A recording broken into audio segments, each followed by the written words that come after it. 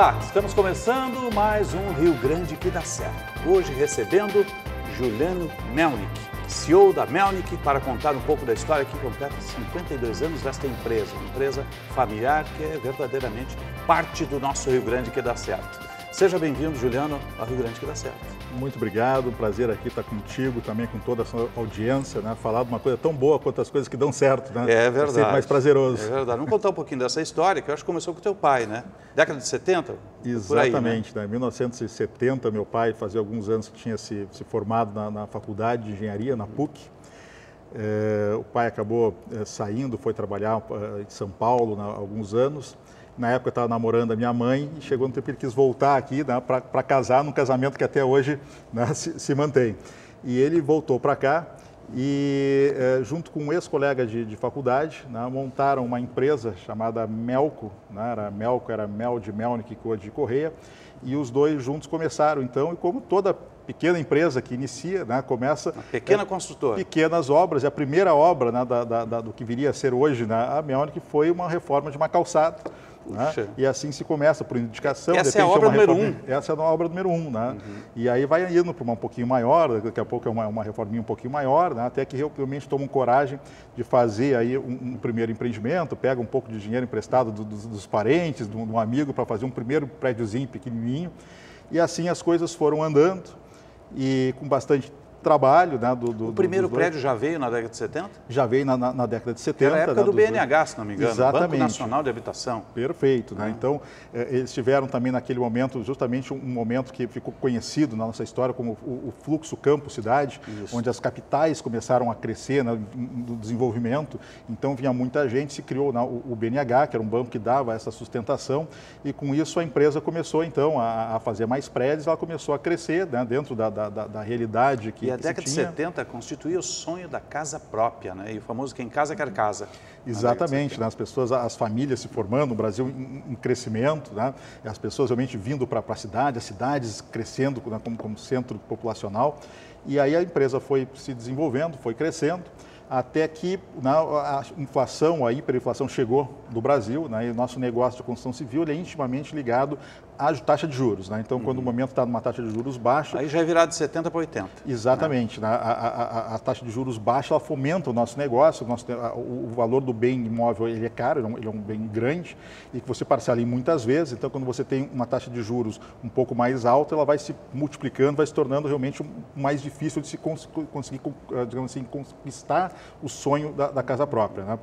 Então, naquele momento começou essa inflação maior, então o próprio negócio de incorporação de construção civil começou a ser mais difícil, a mais diminuir. E ali no final, mais ou menos em 1990, né, começou a acontecer que dos dois sócios, né, os seus filhos já começavam a entrar na faculdade, né, de engenharia, e já prevendo que haveria então a entrada dos filhos das duas famílias, se achou que era um momento propício, né, para fazer a abertura das duas empresas e cada um seguir o seu caminho sozinho. Né? E aí que o Mel, da Melco, né, virou Melnick, que é o sobrenome da família. Isso né, é início da década de 90. Início da década de 90.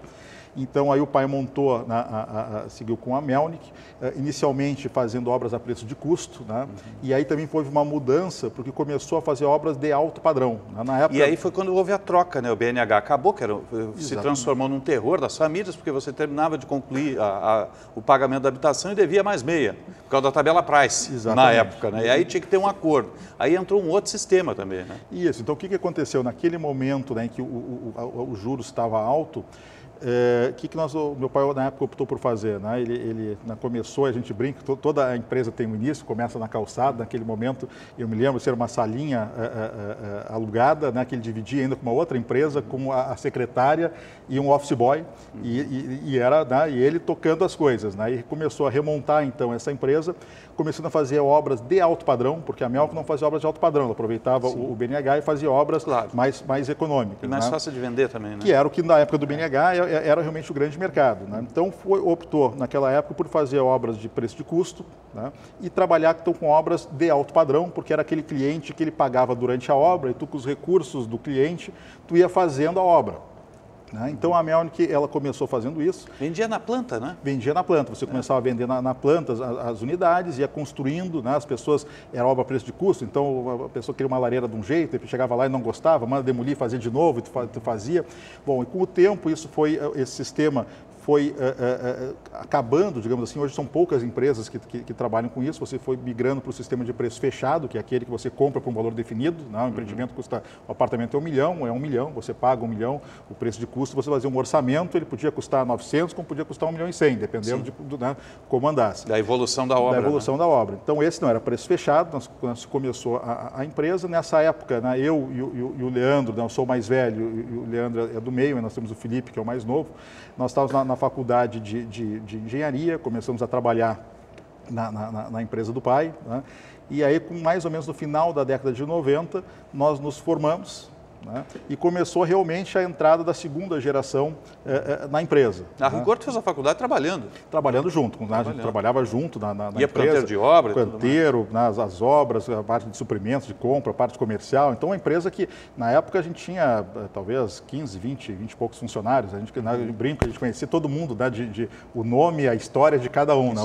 Hoje são mais de 700, a gente não consegue mais ter essa intimidade. Mas, realmente, naquela época, a gente conhecia todo mundo. E nós começamos, e daí nós tivemos a possibilidade, né, tanto eu quanto meu irmão, nós terminamos a faculdade de Engenharia Civil e fomos fazer a pós-graduação na FGV, de Gestão Empresarial. E era muito interessante, porque nós éramos novos, né, uns guris de 20 e poucos, 25, 26, 27 anos, cheios de sonhos, tendo aulas, né, de gestão empresarial, de qualidade, de uma série de coisas, né, de recursos humanos que tinha ali, e tendo uma empresa para poder botar aquilo em prática, né? A maioria dos nossos colegas estavam ali depois para tentar, depois de fazer esse curso, tentar um emprego em algum lugar, começar alguma empresa. Mas nós tínhamos uma empresa e a gente começou realmente a tentar botar isso em prática. Fizemos o primeiro planejamento estratégico da Melnick, organizando como é que nós queríamos fazer. Olha, queremos ser líder de alto padrão. Quanto é que a empresa que mais, quantos metros quadrados a empresa que mais faz alto padrão constrói? Tanto. Bom, então nós temos que fazer tanto. Porque até então, naquele momento, ia chegando os terrenos, você ia fazendo o que ia aparecendo, não tinha realmente um planejamento. Então, o melhor bairro, a melhor área, a melhor zona. Até onde você quer chegar, qual é a sua missão, por que você está aqui. E aí nós tivemos também duas características muito positivas do meu pai. Né? Meu pai sempre foi empreendedor, assim, sempre estimulou a gente a empreender, e estimular a aprender, saber que você erra e faz de novo, não é tão feio. Né? No Brasil tem um pouco daquela cultura da pessoa que erra, ele é meio que execrado. O erro faz parte, né, de um processo da qual você vai crescendo até achar o seu caminho e acertar. Né? Então ele realmente nos deixou, ele abriu espaço, ele não foi uma pessoa que disse, não, essa aqui é minha empresa, eu faço do meu jeito, quando vocês estiverem lá mais experientes, vocês vão fazer. Ele realmente nos deixou espaço para que a gente pudesse colocar essas coisas que nós aprendíamos, né? Foi a época da qualidade, ISO 9000, né, que vinha nos canteiros. Então, a gente foi trazendo, digamos assim, aquilo que a gente aprendia na teoria para botar na prática na empresa. Né?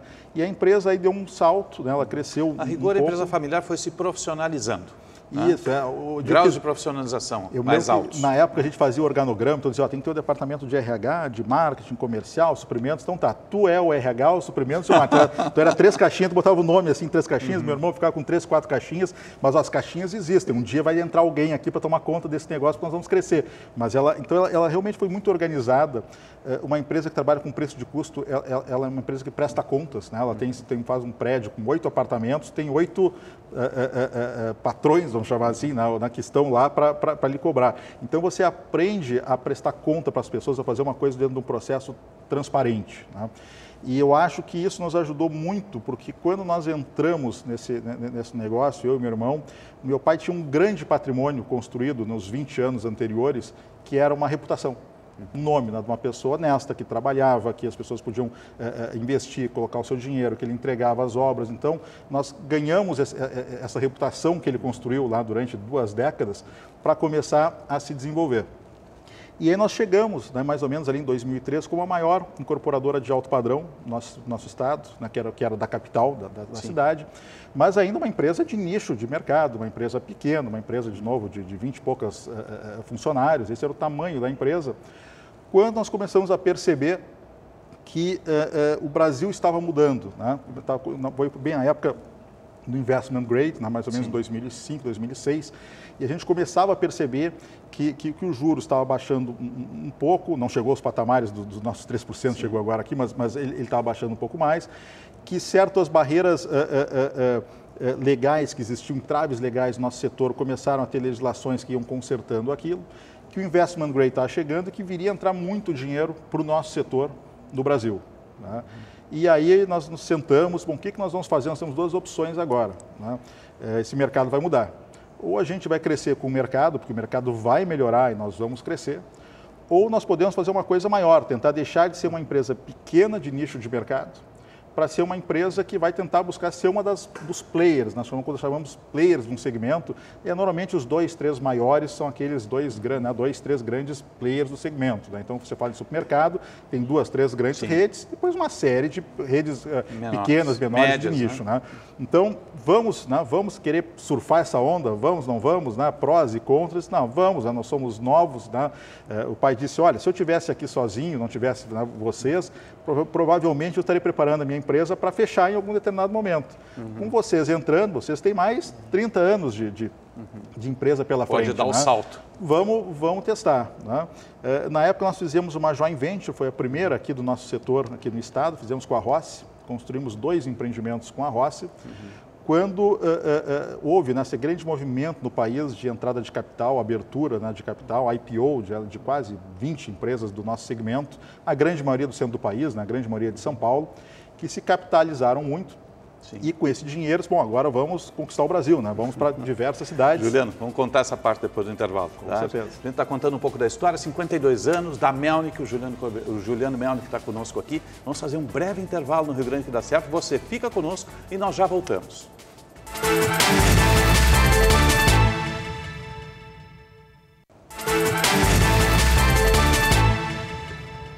Estamos retornando com o Rio Grande que dá certo. Hoje, recebendo Juliano Melnick, contando a história da empresa, 52 anos. A gente estava falando do grande salto, do IPO, no momento que isso aconteceu. Mas ainda estamos em 2006, né, e começaram os IPOs, não da Melnick, daquelas várias empresas que abriram capital naquele momento. Né? Então, nós começamos, vamos aproveitar, como eu falei, essa onda, né? Fizemos essa parceria com a Rossi, depois fomos procurados pela Iven. Na verdade, fomos procurados por algumas empresas. Né?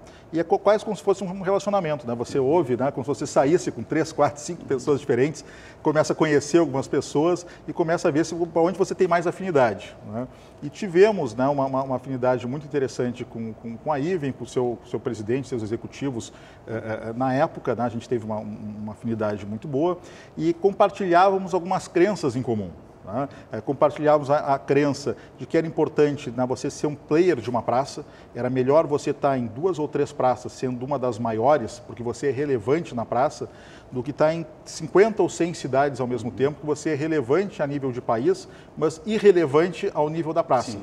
Porque como o nosso negócio é muito local, você ser relevante na praça, você traz os melhores talentos, né? As pessoas querem trabalhar na sua empresa, você traz os melhores terrenos, então é muito importante ser um player relevante. Conhece melhor a área. Você é um dominador, digamos assim, daquela área.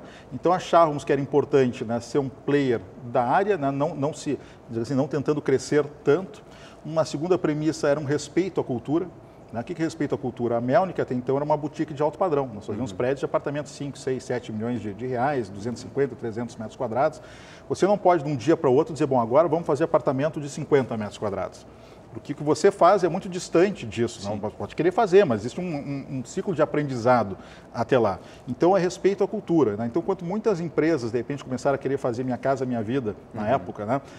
E os fundos cobravam, na hora do mercado econômico, o grande mercado do Brasil, mas uma coisa é uma empresa que sempre fez isso, né? Começar a crescer nesse mercado. E nada contra Minha Casa Minha Vida. Nada Minha coisa, é um mercado muito bom e tem grandes empresas que vão construir ali. Né? Mas assim como é muito difícil para uma empresa que faz Minha Casa Minha Vida querer fazer um prédio de alto padrão, não é a sua cultura, ela tem a cultura do custo, né?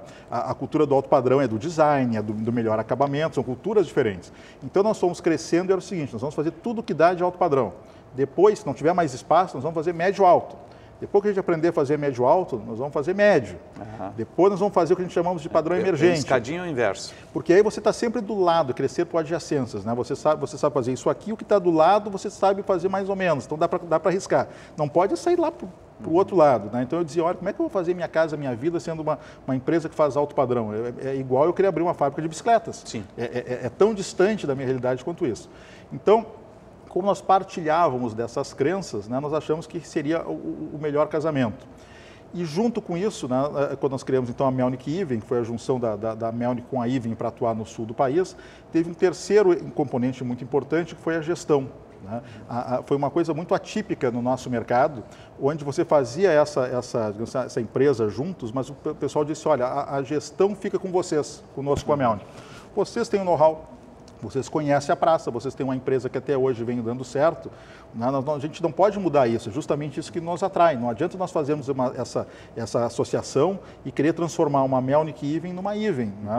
Não faz sentido, né? Nós estamos justamente então, atrás de uma faria Melnick. Uma Iven. Exatamente. Então, com isso nós montamos esta empresa e nós queríamos nos tornarmos um player, né? Deixar de ser uma empresa de nicho de mercado, né? Para se tornar um player relevante, ou seja, uma das 3 maiores incorporadoras aqui do estado. O momento era super competitivo, porque muitas empresas tinham feito IPO, muitas empresas de São Paulo tinham vindo para cá, né? Então, várias modelagens, uma se associando com outras abrindo um escritório aqui, então cada uma com a sua estratégia. Era um boom ali. Todas muito capitalizadas. Né? Então foi um momento difícil, assim, de muita competição, mas no final, ali, isso aí foi mais ou menos 2008, quando nós fizemos a parceria com a Iven. Em 2011, nós nos tornamos a maior incorporadora em volume aqui no estado e desde então a gente tem conseguido manter esta posição. Né? As coisas foram mudando, né? De lá para cá várias empresas acabaram não conseguindo ter sucesso, acabaram voltando, né, para a sua cidade de origem, no centro do país, né? E a gente foi conseguindo manter aqui a nossa estratégia, manter a nossa convicção de ir crescendo por adjacência, por crescendo o nosso share num lugar onde a gente conhecia, né, em cidades, né, aqui na Porto Alegre, o Grande Porto Alegre, onde a gente brinca, né, que a gente pode ir de carro de manhã, ver a obra e volta, não é um lugar assim que é longe, então as coisas estão... Tem que fazer uma viagem, né? Estão dominadas, assim, a gente conhece muito bem a cultura. E fomos, né, nesse passo de crescimento, né, de ganhando espaço aí dentro do nosso mercado. Quando começamos, então, a ver alternativas de crescimento, então nós começamos a ter uma associação com a Arcádia, que faz uma empresa aqui do Rio Grande do Sul, que era líder em loteamentos e condomínios fechados. Criamos a Melnick Urbanizadora, que se associou com a Arcádia, e hoje essa operação atua no estado inteiro do Rio Grande do Sul, em várias cidades, é um braço. O que há hoje no guarda-chuva da Melnick? Hoje nós temos na Melnick que faz as incorporações. Sim. Né? A Melnick faz ela não faz o Casa Verde Amarela ou Minha Casa Minha Vida. Dali para cima é Melnick. Nós estamos com uma empresa chamada Open, que faz o Casa Verde Amarela. Né? Então, nós a habitação de entrada. De entrada, que é uma empresa, é a mais nova do grupo, está há 2 anos, então digamos assim, uma startup dentro Opera no Rio Grande do Sul. No Rio Grande do Sul, está com 2 obras, já entregou em Canoas, né? Então uma empresa que está começando a trilhar o seu caminho nesse segmento, né? Que era o último, a gente está falando por adjacências, né? Nós estamos fazendo todos os padrões e só faltava esse, né? Então nós entramos também. A Melnick Urbanizadora, com essa parceria com a Arcádia no loteamentos. Temos a Eixo M, que ela faz prestação de serviço de construção, então aquela que ela fez já centro logístico, já fez obra para universidades, já fez escolas, então quando você é contratado para fazer uma obra, já fez sistema Shell, supermercados ou shopping centers, então ela presta serviços. E temos a Housing, que é a nossa imobiliária própria, né, que vende os nossos imóveis. A gente tem imóveis que a gente vende em todas as imobiliárias do mercado, mas também temos uma nossa, ela é exclusiva, né? Mas vendemos aí com todo mundo. Então fazem essas empresas do grupo. Temos o Spot, que também ele explora os pequenos malls que os nossos empreendimentos entregam, né? Muitos empreendimentos hoje têm pequenos malls, queremos uma marca para isso, então você vai abrindo... Vocês fecham o ciclo todo, então. Tentamos assim realmente ter tudo na mão, tudo bem controlado, desde da compra do terreno até a construção, a comercialização dentro desse ciclo, né? Porque foi o caminho que nós escolhemos. Como a gente viu, né, muita expansão que não foi bem sucedida, né, no nosso segmento, porque às vezes não respeitava a cultura da empresa ou chegava numa praça achando, né, que ia conseguir construir, às vezes, melhor do que as empresas que são locais. Nós optamos, não, se nosso diferencial é conhecer essa localidade, nós vamos crescer dentro da nossa praça, crescendo, como a gente disse, por segmento. Vamos ter todos os segmentos que os imóveis possam ter, antes de pensar a fazer um crescimento geográfico, que é uma coisa que agora nós estamos olhando aí com calma.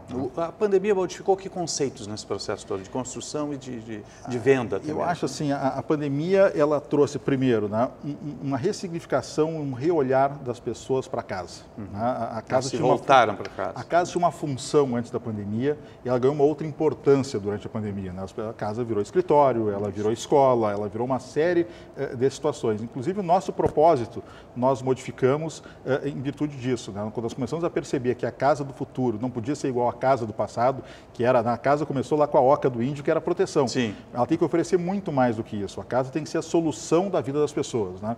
E aí nós mudamos o nosso propósito, há alguns anos, o nosso propósito é transformar o jeito de morar, trabalhar e conviver das pessoas. Justamente por causa disso, porque a casa ela tem que cuidar do teu pet. A casa do futuro tem que receber o teu supermercado.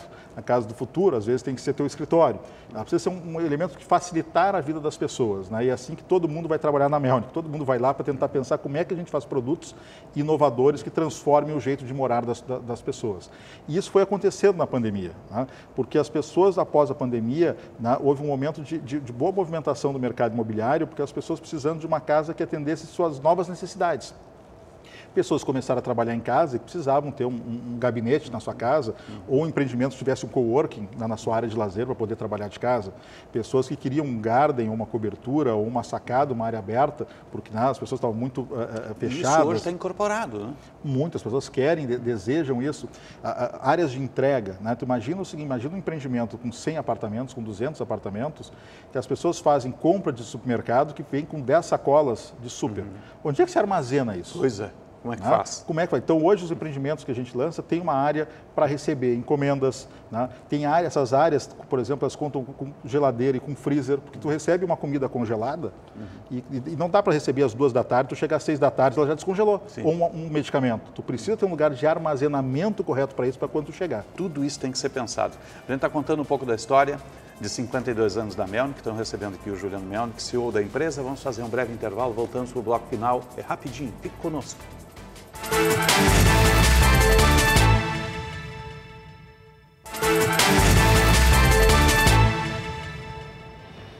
Estamos retornando com o Rio Grande que dá certo, hoje contando a história da Melnick, 52 anos de história, recebendo o Juliano Melnick, CEO da empresa, aqui conosco. Juliano, o que é fundamental para o Rio Grande dar certo? Olha, eu acho que o que precisa é a mesma coisa que as empresas precisam, que é pessoas. São as pessoas que resolvem problemas, são as pessoas que fazem as coisas acontecerem. Né? A gente trabalha, no nosso caso, numa incorporadora que é muito interessante, porque é o seguinte, pensa bem assim, não é uma indústria que de repente desenvolveu uma xícara diferente e por isso vai agora fazer milhares dessas xícaras porque achou uma grande ideia. Né? Se você pensar o seguinte, a gente constrói, a gente contrata arquitetos para fazer projetos. Né? Os mesmos arquitetos, né, que fazem projetos para a nossa empresa, fazem para outras empresas. Aí depois tu vai fazer um financiamento e os bancos que financiam as nossas obras são as mesmas que financiam as obras dos nossos concorrentes. São as mesmas. Os empreiteiros que fazem as obras, né, a empresa que faz azulejo, que faz alvenaria, são as mesmas empresas, elas fornecem para nós e para outros. Né? As imobiliárias que vendem os nossos empreendimentos são as mesmas que também vendem para os demais. Então, o que tem de diferente numa Melnick em relação aos outros concorrentes, se tudo, a cadeia é toda a mesma? É as pessoas que estão lá, é o segredinho do molho. Né? Tem que ter os melhores no entorno. Então, há pessoas que resolvem problemas. Né? Todos os setores têm problemas, mas realmente um time que com um propósito, né? Que tem um time que recebe treinamento e que corre atrás de pessoas que realmente são inconformadas na ideia de fazer melhor e fazer bem feito, esse é o grande segredo que muda as empresas. Né? Porque não são os computadores, o nosso software é o mesmo dos concorrentes, é as pessoas que fazem a diferença no mundo. Né? Então, nós acreditamos muito, a nossa empresa é feita de pessoas. Esse é o nosso molho, eu acho que esse é o segredo da nossa empresa, dá certo, acho que é o segredo do Rio Grande dá certo, do Brasil dá certo, de qualquer coisa dá certo. São as pessoas. Futuro da Melnick. Olha, nós passamos recentemente aí pelo nosso IPO, né, que foi realmente quando a Melnick deixou de ser Melnick Even e passou a caminhar com seus próprios pés, no sentido de que agora nós e a Even temos os mesmos, a maioria, né, dos mesmos controladores, mas as empresas são independentes.